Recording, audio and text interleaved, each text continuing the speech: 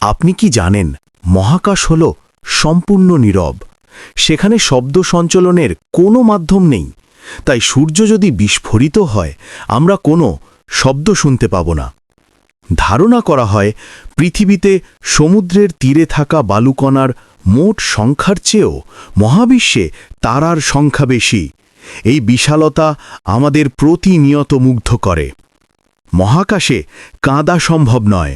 মাধ্যাকর্ষণ না থাকায় চোখের জল গড়িয়ে পড়বে না, বরং সেগুলো ছোট ছোট বুদবুদের মতো চোখের সামনে জমে থাকবে, এক অদ্ভুত সুন্দর দৃশ্য।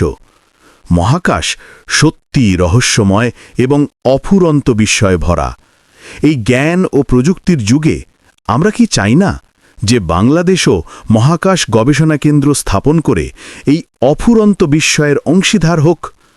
বৈশ্বিক মঞ্চে নিজেদের স্থান করে নিতে আমরা কি এই মুহূর্তে মহাকাশ গবেষণাকে জাতীয় অগ্রাধিকার দেব? উত্তর আপনার হাতে। পৃথিবীর বিভিন্ন অজানা রহস্যময় তথ্য জানতে আমাদের চ্যানেলটি সাবস্ক্রাইব করুন। ধন্যবাদ।